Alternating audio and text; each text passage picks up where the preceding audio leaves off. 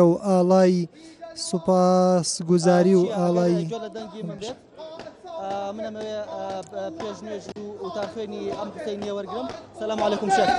ما المطالبكم الحكومة العراقية؟ دعوة شيء لحكومة العراقي. بسم الله الرحمن الرحيم. بناوي خدا. اليوم جماهير محافظة كركوك أمرو دانشتواني بارزگای كركوك كوبوينەتەوە لە ئەم مزگەوتە و لە مزگەوتەکانی کە لە قەزاوناحەکان بۆ ئەوەی کە بەردەوام بین لە مانگرتنەکانمان بە ئیزنی خدا تا ڕۆژی یەکشەممە دەمانەوێت لە چوارچێوەی ئەم مانگرتنە نامەیەک بگەێنین بە هەموو گەندەڵکاران لە عێراق کە ئێمڕۆ ئێمە هاتوونێتە سەر جادە و برسێتی خۆمان ئاشکرا دەکەین بۆ ئەوەی کە دەمانەوێت ئەو واقعە گەندەڵکاریە بگۆڕین و دەمانەی لێرەوە نامەیەک بنێرین کە ببێتە هۆیەوەی کە هەنگاوی گەورە بنرێ بۆ کۆتایی پێهێنانی گەندەڵی.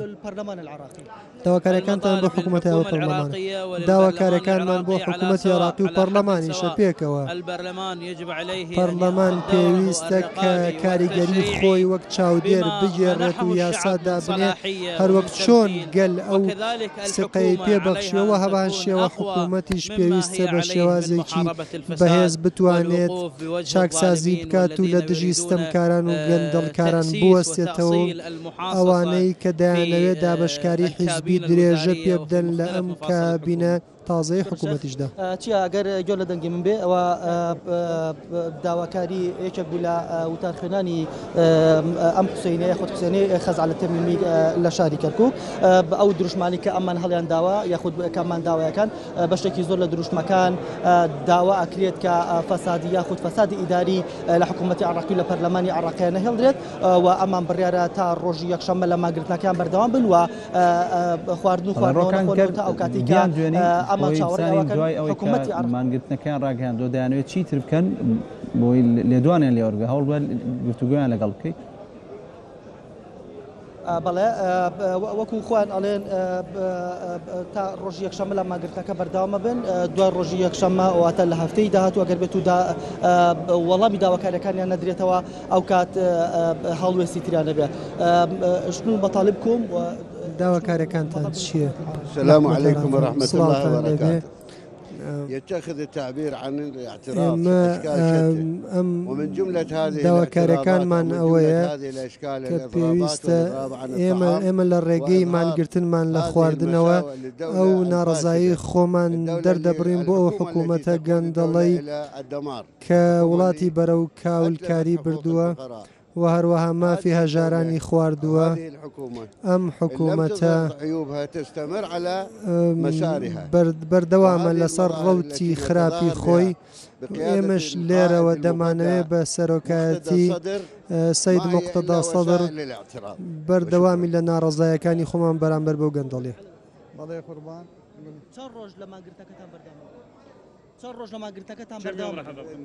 والله اما زورة زورة يعني اما ان شاء الله نعاهد السيد القائد مقتدى الصدر حفظه الله ورعاه ونرفض البرلمانية للمفسدين دژی ئەو گەندەڵکاریین کە لە حکوومەت و پەرلەمانە دەکرێەوە بە ئیزنی خوا کۆتاییان پێدێ. بۆ ستۆدیۆ بۆلات ئەگەرەتەوێ وێنەی گربوونەوەکە یاخود مانگرتنەکە بگوازینەوە ڕەگەر وێنەکەمان بۆ بگوازتەوە ڕۆکە بەڵێ لە دوایکە کەناڵەکانی ڕاگەاندن لێ دوانیان لێوەرگرن دواتر دەستەکەن بە مانگرتن و لە ناو حسینەکە دانیشن و مانەگرن وەکو خۆیان ئەڵێن تا ڕۆژی یەکشەممە لێر ئەمێنەوە و نەخواردنەوە ناخۆنەوە.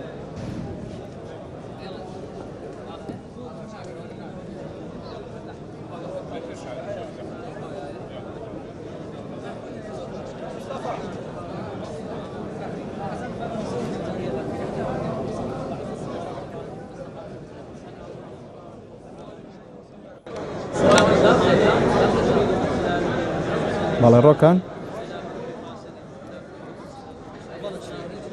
ڕۆکان گەرگوێت لە منە ئەوەی کە ئێستا لە حسینەکانی شاری کەرکووک مانگرتن ڕاگەیەنراوە ئەمنیەتی حسینەکان پارێزراوە هێزە ئەمنیەکان چ ئامادەکاریکیان کردووە.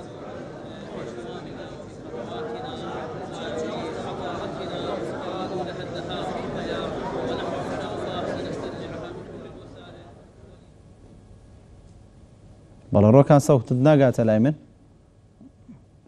دواتر هەوڵێم بگەڕێمە وڵات بەڵێ ڕۆکان جا پاملێری ناڵتی لە شاری کەرکووکەوە لەگەڵمان بووی سەبارەت بە مانگرتنی بەشێک لە